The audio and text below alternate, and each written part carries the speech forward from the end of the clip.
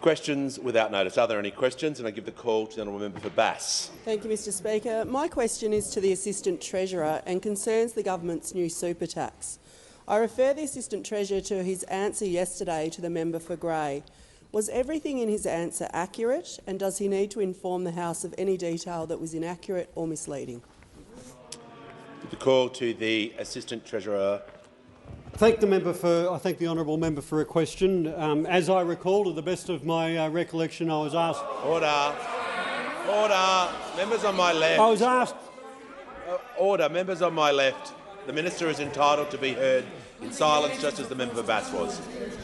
Thank you. I was asked by the member for Grey about a hypothetical situation with a small self-managed superannuation fund that had a farm in it. I made the observation that under the existing law, under the existing Superannuation Administration Act, that trustees have obligations. Indeed, under section 52B of the legislation, trustees have existing obligations.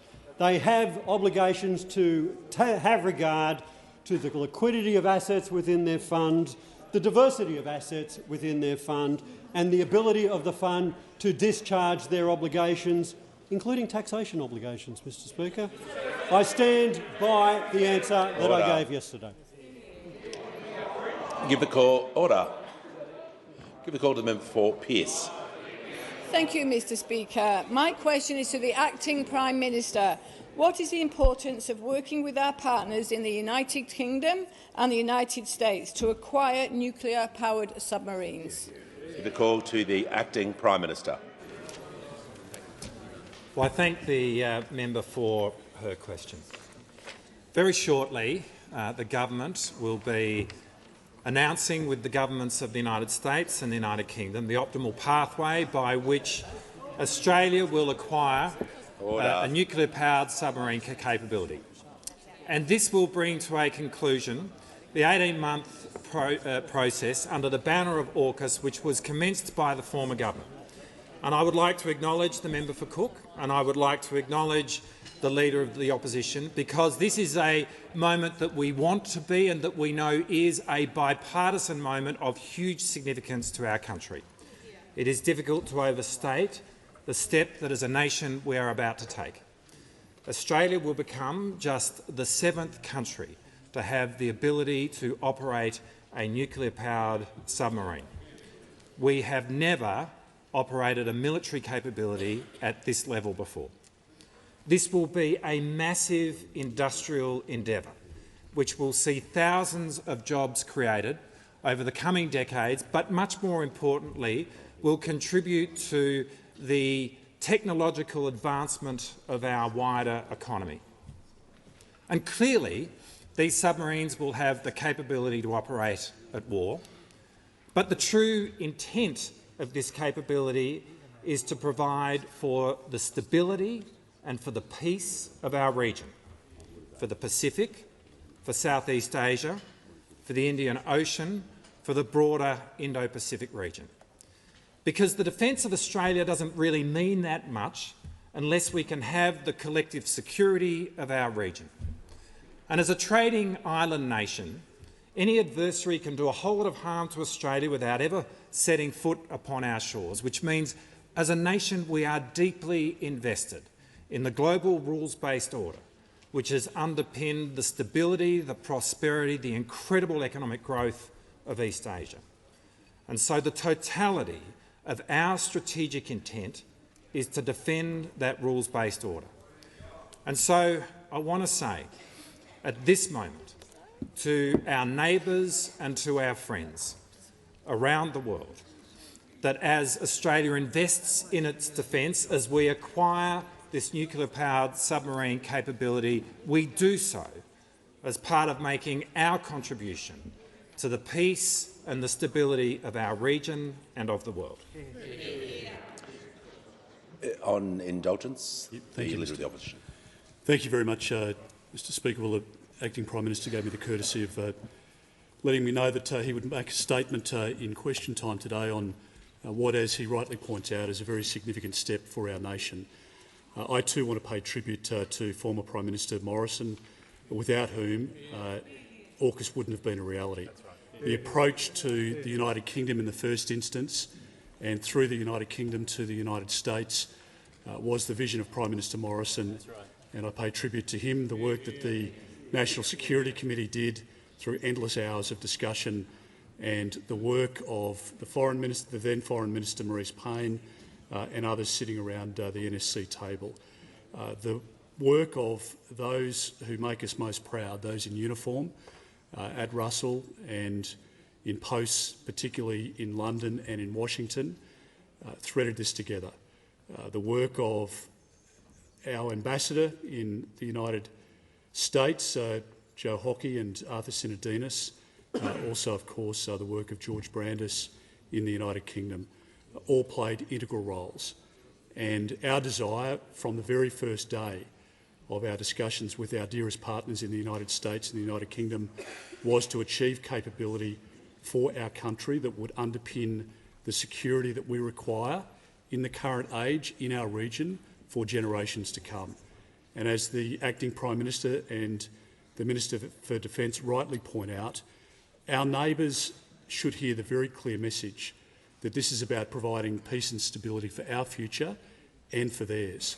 And Australia is a friend and partner, and a valued friend and partner to people within our region and across our partnerships, including the Quad, including our Five Eyes partners, and that will always be the case. We are not an aggressive nation. We're a nation that strives for peace, and we've gone to the aid of allies and people who share our values, including most recently in Ukraine. So I commend the work of the Defence Minister, the engagement that he's had with our very important partner in Lloyd Austin and Ben Wallace, two people for whom I have a great deal of regard and with whom I worked very closely, and their systems, the support that they've provided us, people in the White House, some of whom would want to be recognised, others who I suspect are happy to fly beneath the radar, that made this a reality for our country. This is an effort where the Australian public can see the two major parties in this country working together in our nation's best interests.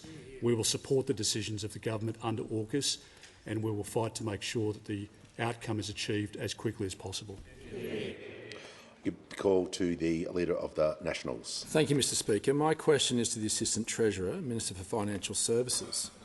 If a family farm or business asset is held in a self-managed super fund as part of a diverse portfolio meeting liquidity requirements, could increases in the asset value during the financial year see that family pay additional tax on the paper gain under the government's superannuation changes? Give the call to the Assistant Treasurer and Minister for Finance. Order. Order. I remind the House that questions will be heard in silence. The Minister hasn't begun. I don't know what you're interjecting on, but I give the call to the Minister, the Assistant Treasurer and Minister for Financial Services. I thank the Leader of the National Party for his question. I can't be clearer. Yes, it is true that there are going to be a very small number of individuals, funds, who are going to be paying more money under this arrangement. Yes, there is. This is. We wouldn't be doing it otherwise, and the object of the change is to ensure, on the one hand, that we maintain the integrity of our superannuation system, and on the other hand, we also make a contribution to the $1 trillion worth of debt that those opposite have left us.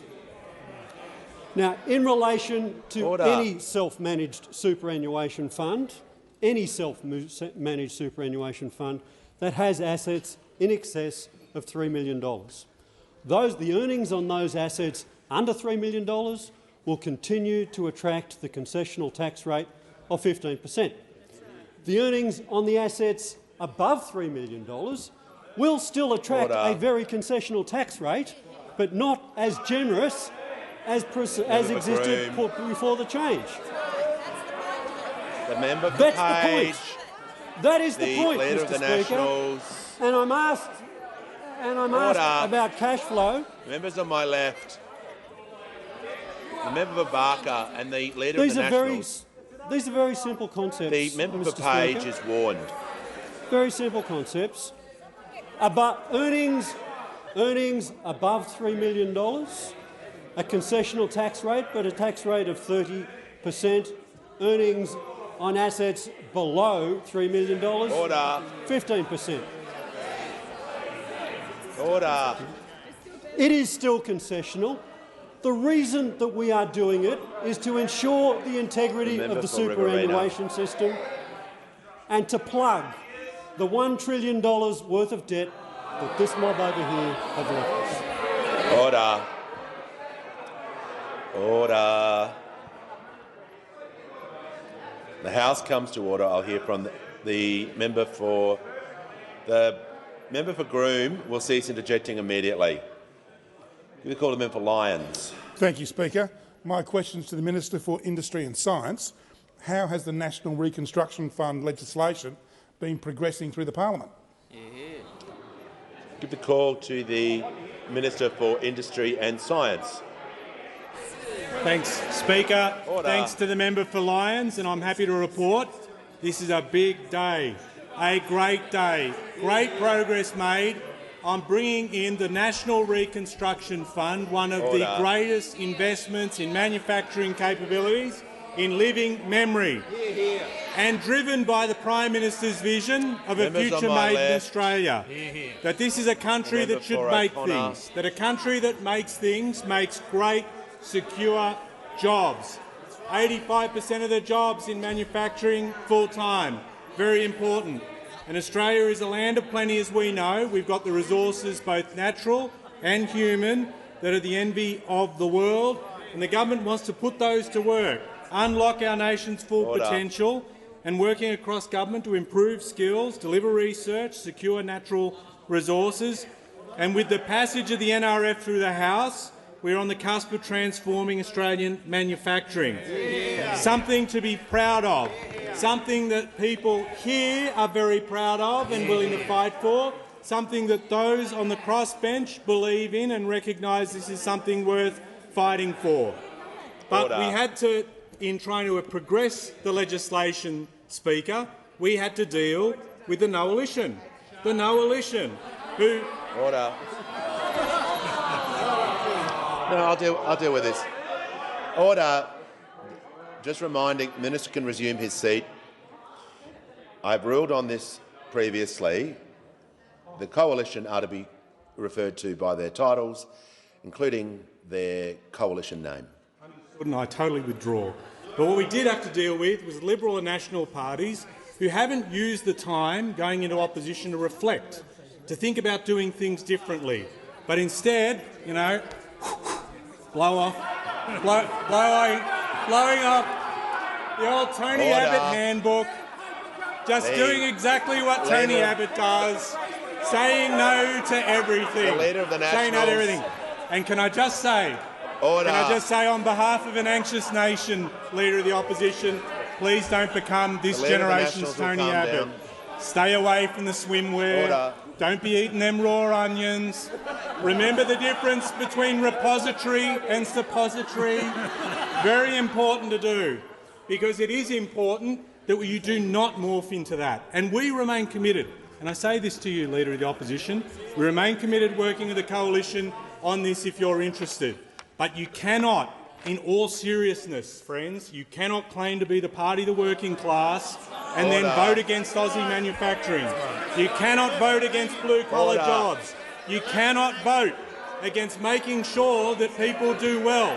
No party of the working class votes against manufacturing at all. You have a chance to redeem yourselves, and you can. We'll work with the Senate, we'll continue this, and we will deliver a great nation-building piece of legislation. Before I call the member... Order! Before the member for Gippsland and Fadden will cease interjecting immediately. I'm pleased... I'll just ask the member for Brisbane to take his seat. I'm pleased to inform the House that present in the gallery today are representatives from Kidney Health Australia, including Australians living with chronic kidney disease. On behalf of the House, I extend a very warm welcome to you all. I'll give the call to the member for Brisbane. Thank you, Speaker. My question is to the Acting Prime Minister. Confronted by rising inequality and the cost of living crisis, the government has made a welcome shift on tax breaks for the super wealthy. But if the government can shift on superannuation, will you shift on the Stage 3 tax cuts, which also disproportionately benefit the super wealthy? Order. Members on my left will cease interjecting. Call the Treasurer. Call the Thank you, Treasurer. Mr Speaker, and thank you to the member for Brisbane for his question. As he knows, as the Acting Prime Minister knows, I think everybody in here knows our position on that hasn't changed. Order. Give the call to the member for Swan. My question is to the Treasurer. Why is the safeguard mechanism the preferred model for business and investors? The call to the Treasurer. Thank you, Mr Speaker, and thank you to the member for Swan for her characteristically considered contribution to the debate on the safeguard mechanisms today, drawing on her deep experience in the private sector before the good people of Swan in their wisdom sent her here to work with us in this place. Mr Speaker, the safeguard mechanism is all about cleaner, cheaper, more reliable, increasingly renewable energy, which is all about creating new jobs and new industries at the same time as we maximise our areas of traditional economic strength. And for too long in this country, our big employers and investors haven't had the certainty that they need to invest in this cleaner and cheaper energy which will power the future of our economy and power future prosperity as well. The energy transition is absolutely critical to the future of our economy. That's something that we recognise, the member for Swan certainly recognises, and the business community recognises as well. And that's why it beggars belief that those opposite the so-called party of business, as the member for Parramatta said a moment ago, are voting against their own safeguard mechanism for base political reasons. And they do this in the face of overwhelming— Order. The Treasurer resume his seat. The Treasurer resume his seat. The Minister for Infrastructure will cease interjecting, and so will the Minister for Climate Change, so I can hear from the Manager of Opposition Business. Well, Mr Speaker, the question was why is the safeguard mechanism the preferred model for business and investors? I'll give credit, it's a tight question. No reference to the opposition, no reference to alternative policies. The Treasurer should be brought back to the question. Resume your seat. The Treasurer is halfway through his answer. Ask him to return to the question. Give him the call. Mr Speaker, Australia's business community, including the biggest employers in this country, support the safeguard mechanism. In today's financial review, the President of the Business Council urges the Parliament to support the legislation, says the safeguard mechanism is the best shot that we've got for providing the certainty that business and investors need. In the same article, Origin Energy Chief Executive Frank Calabria says it's a mechanism that industry can work with and it does create certainty. Andrew McKellar of ACCI says we are strongly urging that there is a bipartisan approach on this and that we get a reasonable outcome that will encourage investment. Innes Willix of AI Group says that it is essential policy infrastructure. The AI Group's Tennant Reid said it is greatly desirable for the bill to pass. Business is urging this Leader of the Opposition and the Coalition to back the safeguard mechanism in this parliament. And it's not an unreasonable request, Mr Speaker, given it is the former government's policy in the first place. For too long, Mr Speaker, in this country, the opportunities of more cheaper, cleaner and reliable energy have gone begging in our economy because of the pig-headed approach of those opposite and all of the uncertainty and investment uncertainty and policy uncertainty that that has created. This Leader of the Opposition is proving that he is more negative than Tony Abbott, more divisive than the member for Cook, and he's showing that both of them, all of them, are willing to trash the reputation of those opposite as being the party of business. If those opposite vote against this legislation, they're voting against cleaner and cheaper energy and the future prosperity that— Give the call to the member for Capricornia. Thank you, Deputy Speaker. Mr Speaker, sorry. My question is to the Assistant Treasurer and concerns the government's new super tax. Can the minister advise the House of how many primary producers and small and family businesses have been identified in Treasury modelling as being impacted by the government's new super tax? Order. Give the call to the Assistant Treasurer. Thank you, Deputy Speaker. Well, just for context in answering this question, the average superannuation balance for a retiree today is $150,000. $150,000. Order. For women, around about $130,000 to $140,000. For men, around about $180,000. So I've got to say in this debate, I'm enjoying the focus on superannuation, I've got to say. But I've got to say, order. From the party which aspires to be the representatives of working people, they have a laser-like focus on the interests of multimillionaires. A laser-like focus on the interests of multimillionaires.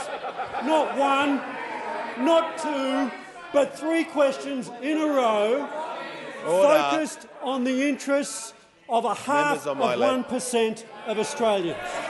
Order. This is the person who wants the Treasurer will resume his seat and direct your remarks through the chair. I'll hear from the member for Capricorn on a point of order. Relevance, Mr Speaker. We want to know how many small and family businesses have been identified by Treasury modelling. Order. Order. The Assistant Treasurer has been going for 1 minute. The question was very tight. I'm going to ask him to return to the question about the number. Order. About what he was asked about, and give him the call. So I'm asked about the impact, Mr Speaker, of the government's very reasonable, very modest superannuation proposals, which are supported by over 65% of Australians, including the majority of Liberal Party voters and many on the other side. If you want to know what the impact is, it's about 1% of Australians, and about 1% of Australians.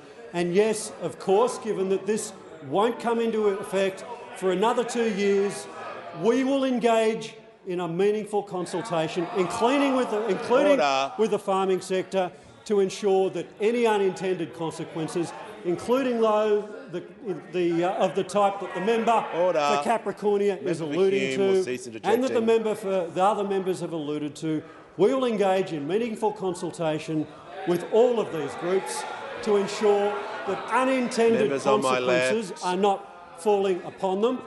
But let's be very, very clear. When you've got $1 trillion worth of debt, you can't twiddle your thumbs, and we won't be twiddling our thumbs. Resume your seat, member for Adelaide. Has the Assistant Treasurer concluded his answer? Yes. All right, next question. Order. Members on my right. Members on my right. Members on my left. When the House comes to order, I know it's Thursday, I give the call to the member for Adelaide. Thank you, Mr Speaker. Mr Speaker, my question is to the Minister for Climate Change and Energy. How is the Albanese Labor government taking action to put downward pressure on energy prices? What has been the response to these actions? Order. Order. Order. Members on my left. The Minister will resume his seat. Order. Members on my left will cease interjecting. I'll issue a general warning if this behaviour continues. I could not hear the member for Adelaide. I want to hear questions in silence, because if I get questions or points of order, I need to know what the question was. I think that's pretty clear. Give the call to the member for Adelaide. Thank you, Mr Speaker. Mr Speaker, my question is to the Minister for Climate Change and Energy. How is the Albanese Labor government taking action to put downward pressure on energy prices? What has been the response to these actions? Give a call to the Minister for Climate Change and Energy. Well, thanks, Mr Speaker. I thank the honourable member for the question about the government's action on power prices and the response. And we've heard some of the response just then, Mr Speaker, from those opposite. The response from those opposite who see this as a laughing matter and something to play politics with, Mr Speaker. But Australians know that governments around the world are dealing with high power prices, and the Albanese government is dealing with high power prices and dealt with them last December, Mr Speaker. And we saw the same response from members opposite then, when they came in and voted in this chamber against lower power prices, Mr Speaker. When you walk through these doors, when the bells are ringing, you're making a choice, Mr Speaker. You're choosing a side. This side chose lower power prices, Mr Speaker. That side chose higher profits and higher power prices, Mr Speaker. Because we acted to cap gas prices and working in concert with the governments of Queensland and New South Wales to cap coal prices, Mr Speaker. And this is having an impact. This is having an impact, and it will have an impact in what we will see next week. We know that at the time of the budget, we made very clear, transparently, that the Treasury was expecting a 36% increase in power prices in 2023-24. Now, when you're faced with such evidence, you have a choice. You can hide it. You can change the law to keep it secret, Mr Speaker. Or you can, option A, or option B, you can be transparent about it and you can take action to fix it, Mr Speaker. We chose B on this side of the House. Others have previously chosen other options, Mr Speaker, but I don't intend to dwell on such matters, Mr Speaker. I intend to dwell on what we are doing and the impact it's having. And since that intervention in December, we have seen the forward wholesale price of electricity fall by 46% in Queensland, 41% in New South Wales, 48% in the honourable member's home state of South Australia, 48% in South Australia, Mr Speaker, and 34% in Victoria. These are reductions which this side of the House and the crossbench voted in favour of, and the opposition voted against, Mr Speaker. That's what they voted for last December. They might as well. The Shadow Minister likes to hold up a sign. He might as well hold up a placard. What do we want? Higher power prices. When do we want it now, Mr Speaker, is what the Shadow Minister for Energy is promoting. That's what they say on that side of the House, Mr Speaker. The increases we will see in next week's draft default market offer will be tough, Mr Speaker. But we know, and the Australian people know, just how much higher they would have been in the absence of decisive action by this government, Mr Speaker, and how high they would be if those opposite had their way, Mr Speaker. They had their choice last December, they made their choice last December, and they made very clear whose side they're on. Before I call the member for Bonner, there's far too much noise on my left. A general warning is now issued. That noise continues, people will leave the chamber. I want to hear from the member for Bonner. Thank you, Mr Speaker. My question is to the Assistant Treasurer and concerns the government's new super tax. If an Australian who owns an asset through his or her superannuation fund receives a tax bill because of an unrealised gain in 1 year, but this asset is subsequently revalued, resulting in a loss, will that Australian be eligible for a refund of the tax paid? Refund. Give the call to the Assistant Treasurer. Yeah. The Assistant Treasurer has the call. I thank the honourable member for his question. It's a good question. It's why, when we have announced the policy to ensure that we can maintain the integrity of superannuation and superannuation tax concessions, which are costing the budget in excess of $50 billion a year, more than we spend on Medicare, more than we spend on the NDIS, significant budget expenditure. It's why, when we announced this policy, we put in place a lengthy period for the implementation of it and a lengthy period to ensure that we can consult on some of these details, including details which go to the question that the honourable member has asked about the capacity to bring losses forward or backwards. We will consult on the specific design implementation of these issues, as any government would, and indeed as the previous government did when they introduced their $6 billion worth of taxation changes to the superannuation system. Order.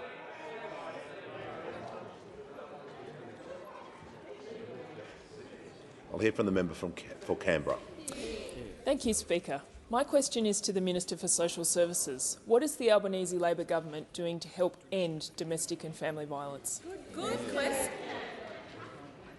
Give the call to the Minister for Social Services. Thank you, Speaker, and I'd like to thank the member for Canberra for her question and also her advocacy over many years towards ending family and domestic violence. Now, we know that this issue of family and domestic violence doesn't just impact individuals, it doesn't just impact families, but it impacts whole communities. On average, every week, Australian police deal with 5,000 domestic violence matters. That's one every 2 minutes, which means, Speaker, before I finish this answer, one of those calls is likely to be made. This is unacceptable, and we are working to turn this around. Along with states and territories, our national plan to end violence against women and children, which was released in October, set a vision to end violence in one generation. As I said at the time, and as I've said since, it's an ambitious vision, but with all of us pulling in the same direction, it's achievable. And I would like to thank across this parliament for the support that has been shown to actually ending this terrible scourge. Our government is making women's safety a national priority, and we are providing the focus and national leadership needed to deliver change. We've invested a record $1.7 billion for women's safety to support the implementation of the national plan. This investment is in all of the 4 domains of the national plan, from prevention, early intervention, response through to recovery and healing. Alongside that work, our government has already taken steps to ensure women are not disadvantaged in the workplace as they deal with the impacts of family and domestic violence.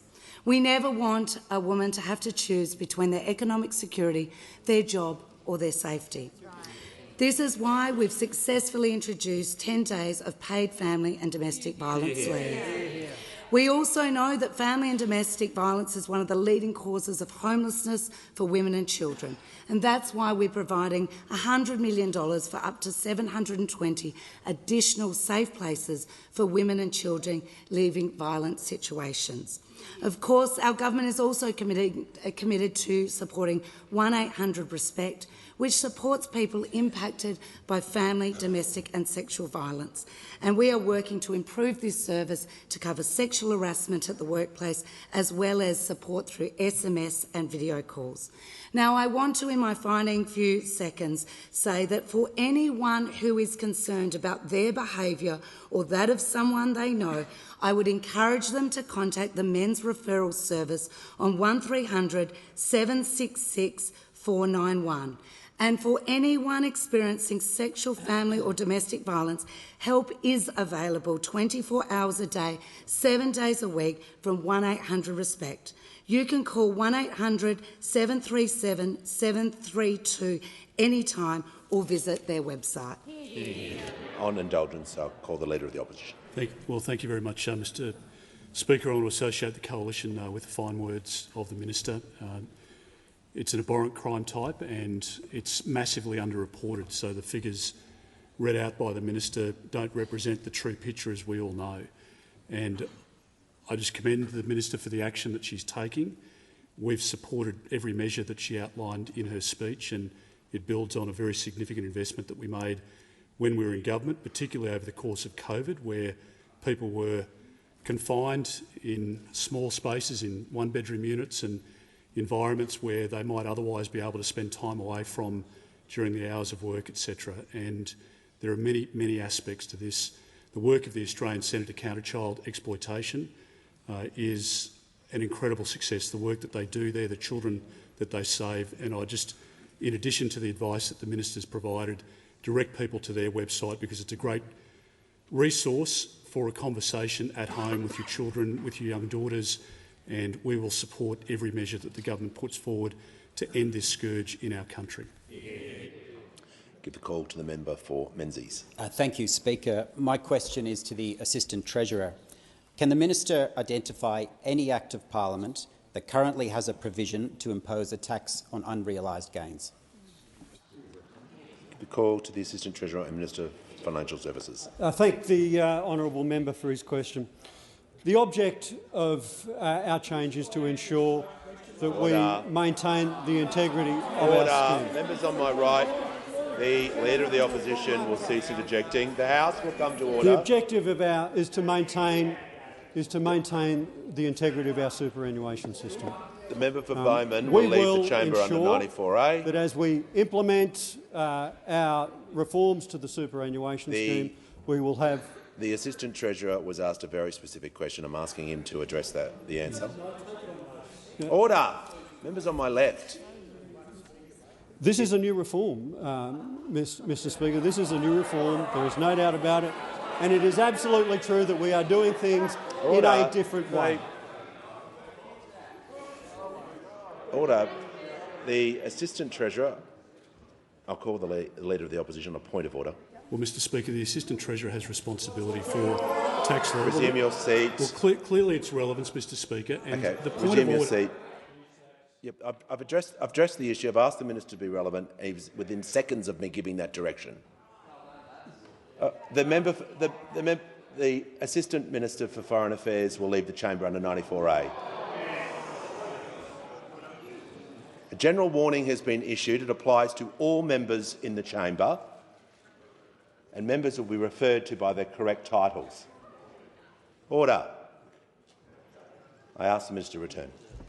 Thank you, Mr. Speaker. This is a new reform. We are doing things in a different way. I'm asked by the honourable member if there is. Order. I am asked by the honourable member if there is another part of the taxation law where unrealised capital gains are taxed. Yes, there is. Corporations tax. Give a call to the member for Macarthur. Thank you very much, Mr. Speaker. My question is to the Minister for Government Services. What has the Royal Commission into Robodebt revealed about the harm the former government's unlawful Robodebt scheme inflicted upon the most vulnerable Australians? Give a call to the Minister for the National Disability Insurance Scheme and the Minister for Government Services. I thank the member for his question. Analysis of data provided to the Royal Commission into Robodebt reveals that a majority of Robodebt victims were women. In fact, at least 226,780 Australian women were served unlawful debt notices over 4.5 years by the former coalition government. These are their stories. Angelica. Angelica says that soon after she had a Robodebt raised against her, she had to deal with the grief of her father passing away. She says she didn't have money in the bank and had a daughter to think of. My depression became very bad while dealing with the Robodebt. I wanted to kill myself. I started drinking heavily, a couple of bottles of wine each day. Caused liver problems. I had to go to hospital and my doctor wasn't happy with me. I started seeing a psychologist. To this day I still get anxiety when I think about my Robodebt. The government should care about people who are struggling, people who have depression or money troubles. They shouldn't make their lives worse. Then there's Isabella. She received a Robodebt at a particularly difficult point in her life. I was living day to day when I was hit with a Robodebt. I was homeless due to fleeing from family violence.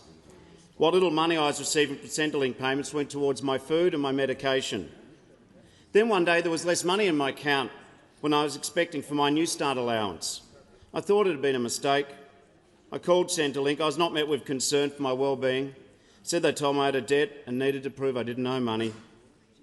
And in a submission to the Royal Commission by a woman who wishes to remain anonymous, she explains how she was a young single parent working when she received her Robodebt. I cried myself to sleep for 2 weeks, thinking about where my daughter would go if I went to jail. I contacted her father for help financially after never receiving child support from him while she was fully in my care. Order the member for Lyons. He then decided to take me to court and obtain shared custody of my daughter. Robodebt caused my self-depression, anxiety and financial stress, which resulted in me having my daughter taken from my full care. To say Robodebt ruined my life is a complete understatement. These are stories that were never heard by the coalition when they were in government. Like a lot of members on this side, I've represented people who have been injured at work. Compensation is important as expected, but it's never the full story. Accountability matters too. The Royal Commission cannot reverse the pain of these 3 brave witnesses. It can't bring back loved ones, but it can make sure that those who did the wrong thing answer for it. It can and it must make sure that no government ever unlawfully bullies vulnerable Australians ever again. The call to the member for North Sydney. Thank you, Mr Speaker. My question is to the Minister for Climate Change. This week, New South Wales has again been besieged by bushfires, while the Northern Territory and Queensland have had serious flooding. Genuine climate action requires us to rapidly reduce gross emissions. The safeguard mechanism in its current form does not guarantee this. Minister, what would you say to the people of North Sydney who are saying this legislation will allow Australia's biggest polluters to buy their way out of responsibility by purchasing unlimited carbon credits? Give the call to the Minister for Climate Change and Energy. Thank you very much, Mr Speaker. I thank the member for North Sydney for her question and for her engagement, as late as today, the engagement that she has had with me on the safeguards mechanism and the reforms. The first thing I'd say to the honourable member is that the most important thing we can do as a parliament in coming weeks to ensure on-site abatement in the facilities covered is to pass the safeguard crediting mechanism bill, because the safeguard crediting bill actually provides a huge incentive for facilities covered by the safeguard mechanism to reduce their emissions, because if they reduce their emissions by more than the baseline, they get a credit which they can use in future years or sell. Mr Speaker, that means that there is an incentive for them to invest in technology to reduce their own emissions. Honourable members opposite used to believe that. This side of the House still believes that. That is the first thing we can do to encourage on-site abatements. The second point I'd make more broadly is that the safeguards reforms put these facilities on a very important pathway to net zero, Mr Speaker, and provides an ongoing incentive for them to invest in abatement. It is important for them to have flexibility in how they do so, because we are requiring a 4.9% reduction each year, and different facilities will have different technologies available to them at different times. The 215 facilities cover a wide range of industries. The airlines are covered, aluminium smelters, fossil fuel extraction, and many others. So I understand the intention behind the honourable member's question, but these are the key points. And the final point I would make is this. The government last year commissioned the Chubb review of Australian carbon credits to ensure their integrity after questions were raised. Now, not everybody loves everything that's in the Chubb review, but the Chubb review, conducted by the former Chief Scientist of Australia, Professor Ian Chubb, supported by the Honourable Dr Annabel Bennett, ACKC, and Dr Stephen Hatfield-Dodds and Arag Nagoring, has done a very exhaustive review and recommended changes which even the critics acknowledge would be world's best practice governance going forward to ensure the integrity of ACCUs. I do not accept that carbon credits are some form of lesser abatement, Mr Speaker. I do agree we need a focus on on-site abatement, but whether it's Indigenous savanna burning or the other methods, there are real and very important projects supported by Australian carbon credit units. They will be supported even more by the rigorous safeguard mechanism that I will be putting before the House and in the regulation and in the Senate, and I would welcome the support of all honourable members for these important measures, and I remain available to honourable members who wish to discuss improvements in good faith. The call to the honourable member for Gilmore. My question is to the Minister for Home Affairs and Cyber Security. How is the Albanese Labor government improving cyber security for all Australians? Call to the Minister for Home Affairs and Minister for Cyber Security. Thank you, Speaker, and could I thank the member for Gilmore. She is the most passionate advocate for her community, and it's a huge privilege to sit with her in the Labor caucus. Speaker, I'm really pleased to have the opportunity to speak a little bit about the huge volume of work that is happening in cybersecurity within the Australian government at the moment. Speaker, I've said that Australia is about 5 years behind where we need to be on cybersecurity, so the first task of our government is to try to play catch-up and get us up to where we really should be by 2023.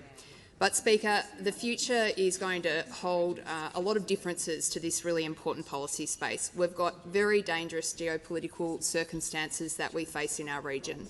We have a very fast-changing technological environment, including things like AI and quantum computing, which will really change the complexity and speed at which cyber attacks occur. And, of course, Speaker, our lives are increasingly being lived online. So these three trends are going to combine to create a very difficult challenge for us to confront in 2030, and the government is very focused on making sure our country is prepared for that. Speaker, as part of the cyber consultations for the cyber strategy, I joined the Prime Minister a couple of weeks ago at a roundtable of business leaders.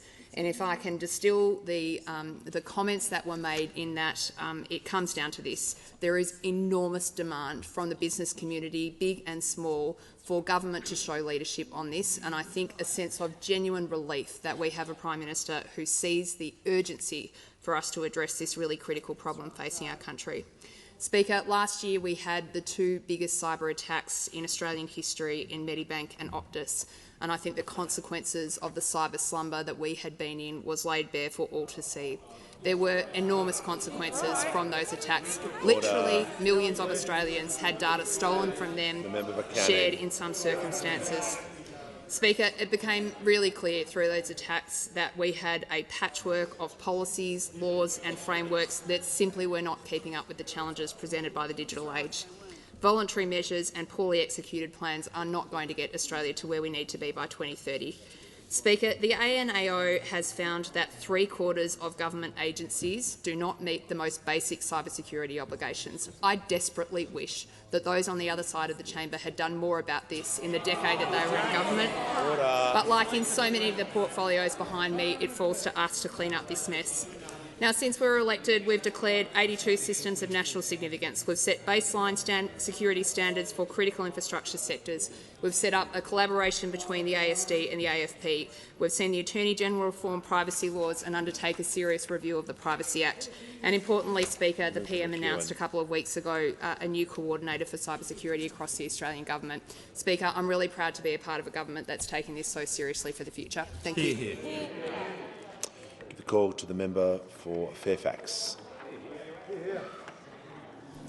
Thank you, Mr Speaker, and my question goes to the Acting Prime Minister.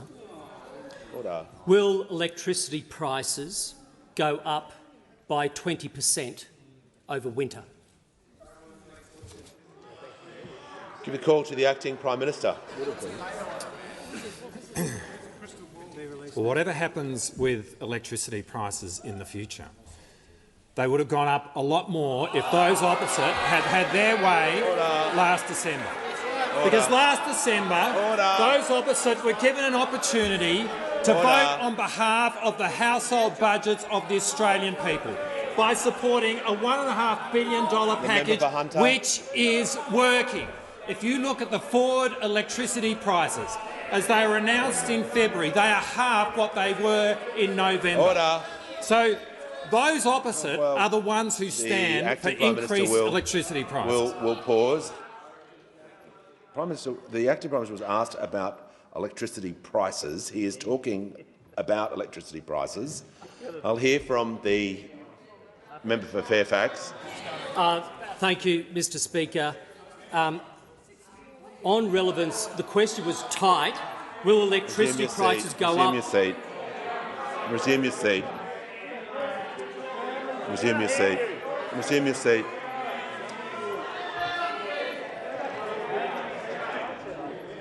Order. Call. I want to hear from the Leader of the House.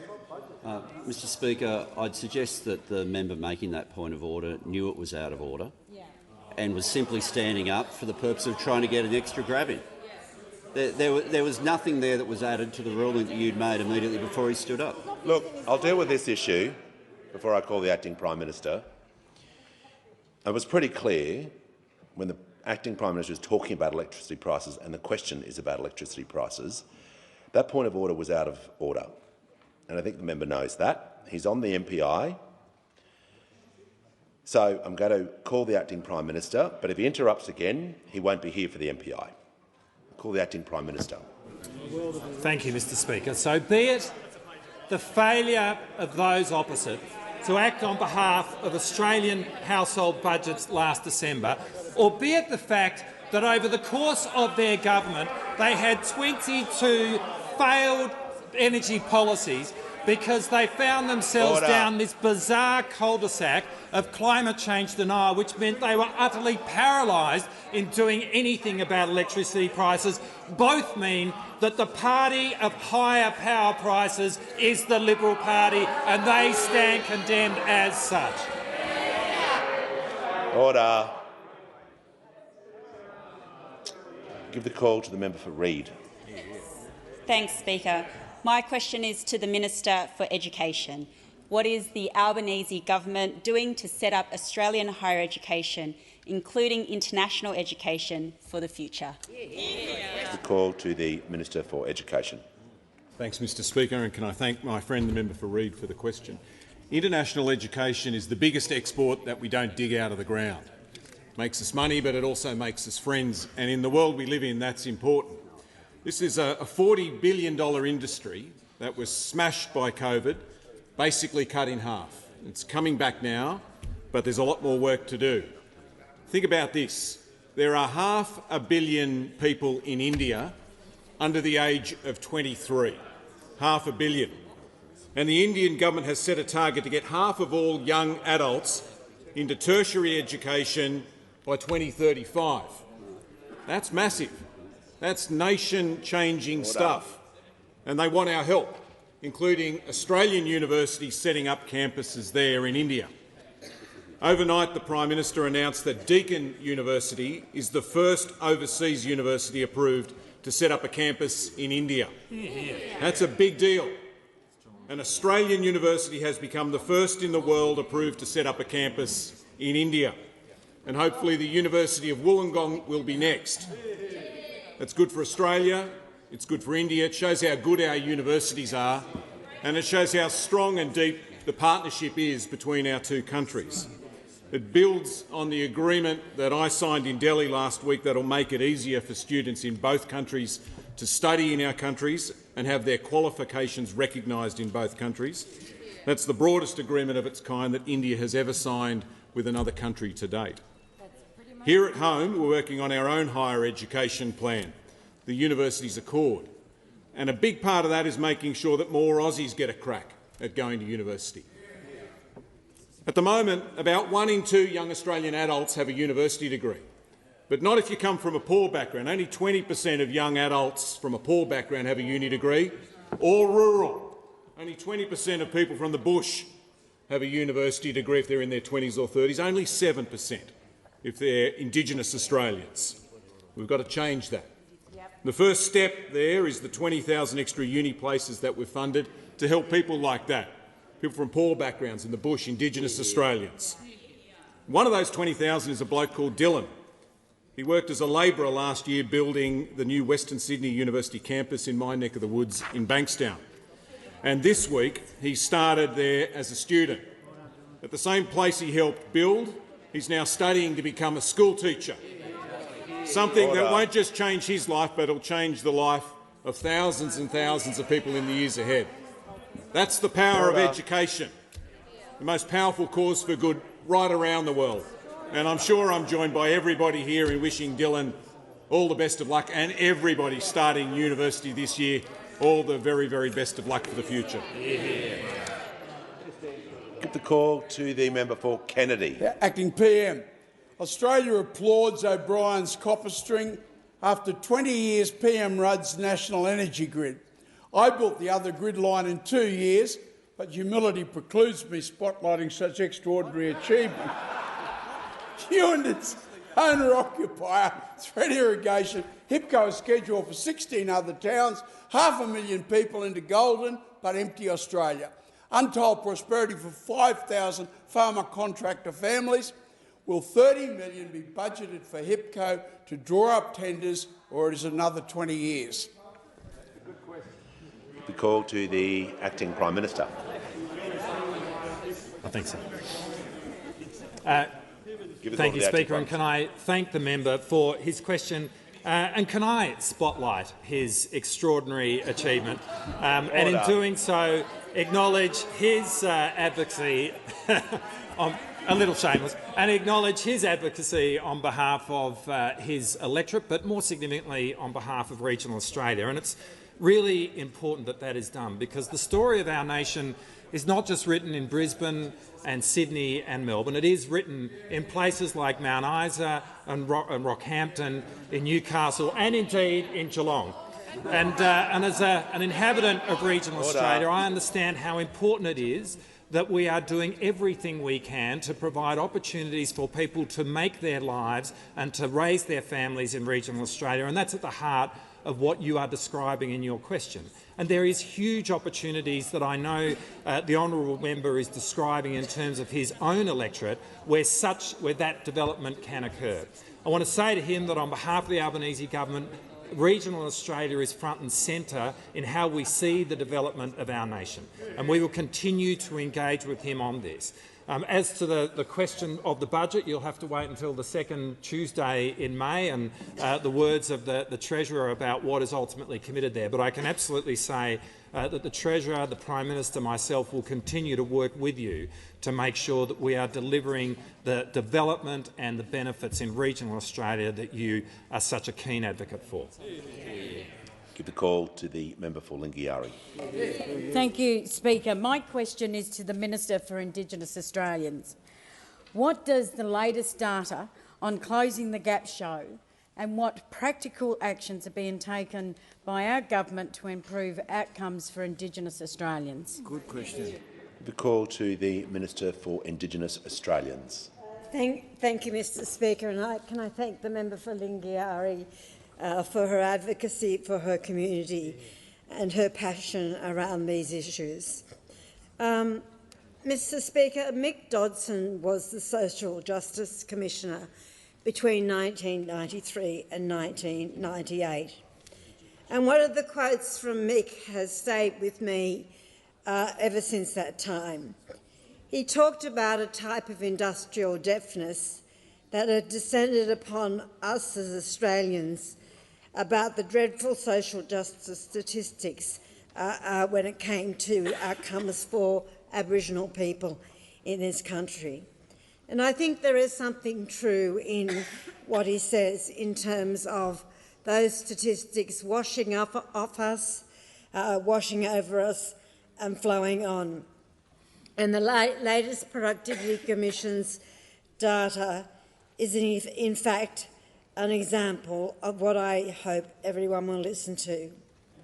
Some of the Closing the Gap targets are going backwards, and I know many people are frustrated by this lack of progress. I know that I am. On the existing data, 11 targets are now not on track and 4 are on track. The one that really concerns me, that has where the statistics have gone backwards slightly, is the healthy birth weight of babies. It has gone backwards, and this is a major concern when you think about all the things that need to sit underneath a baby being born at a healthy birth weight. It is not good enough, and I know everyone in this House agrees with that. And we do need to do things differently. That means listening to communities about the solutions that work best for them, not what we think as politicians, not what bureaucrats think, but what actually communities are saying. The Closing the Gap implementation plan launched last month is a practical way forward. It lays out a plan for us to achieve the targets and priority reforms set out in the National Agreement. It includes more than $400 million for additional spending by this government, safe and reliable water supply, better buildings in remote housing, improving food security, and of course boosting family violence and prevention legal service providers that I know the Leader of the Opposition is most concerned about. One bright spark is the Northern Territory Police have advised that the violence-related activities has fallen by 30%, and so has domestic violence since the implementation of the alcohol restrictions in the Northern Territory. Give the call to the Manager of Opposition Business. Thank you, Mr Speaker. My question is to the Assistant Treasurer and concerns the government's new super tax. Can the minister explain to the House whether the capital gains tax discount ordinarily applicable for assets held within superannuation is available for either realised or unrealised gains under the government's new super tax? Give the call to the Assistant Treasurer and Minister for Financial Services. I thank the Leader of Opposition Business in the House for the question. Of course, as all honourable members, and particularly the member for Ford would know, as a non-licensed financial advisor, I can't give financial advice either here or anywhere else. But order. But I do members on my left. The opportunity. Order. Members on my left will cease interjecting. I want to hear from the Leader of the Opposition. Minister will pause. He's 30 seconds in. I want to hear the point of order from the Leader of the Opposition. Well, Mr Speaker, I've been here 22 years. I thought I'd heard it all. Can you just resume your seat? That is not a point of order. Order. We just had that conversation from the member for Fairfax. It's highly disorderly. The Leader of the Opposition knows it. No, I'm not finished. We cannot have question time in that way. That is the last time standing orders will be abused. Give the call to the Assistant Treasurer. Thank you. As I was saying, I was being invited to give financial advice, but what I can say, in the general, Mr Speaker, is the capital gains discount is available when there's a capital gains tax event. Give a call to the order. Give a call to the member. Order.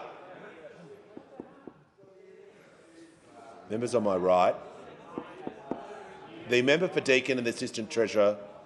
There is a general warning at the moment. If that continues, you both won't be here. Give the call to the member for Tangney. Thank you, Mr Speaker. My question is to the Minister for Health. How is the Albanese Labor government helping Australians who are seeking treatment for melanoma? Give the call to the Minister for Health and Ageing. Oh, thank you, Mr Speaker, and can I thank the member for Tangi for his question and for joining me at the Southlands Pharmacy in Willetton last month. We were able to talk about the fact, firstly, that he campaigned so hard at last year's election on a promise to deliver cheaper medicines, and secondly, that he has delivered on that promise.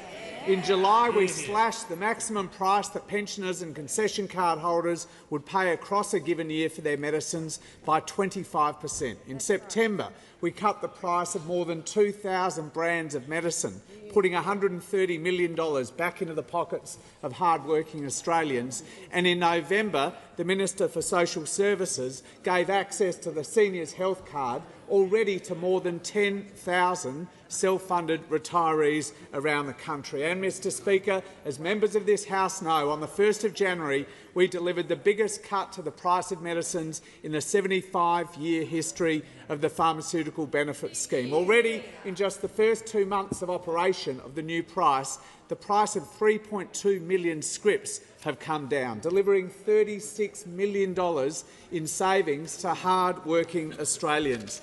Mr Speaker, we are also working very, very hard to make sure that Australian patients have affordable access to the most modern, most cutting-edge medicines available anywhere in the world. Since July, we have made 65 new or amended listings to the PBS to cut the price of the most modern, most effective medicines from sometimes tens and tens of thousands of dollars just for one course of treatment to just $30. And, Mr Speaker, last week I announced the expanded listing of Opdivo and Yervoy, particularly to be used as a combination therapy for recurrent stage 3 or stage 4 malignant melanoma.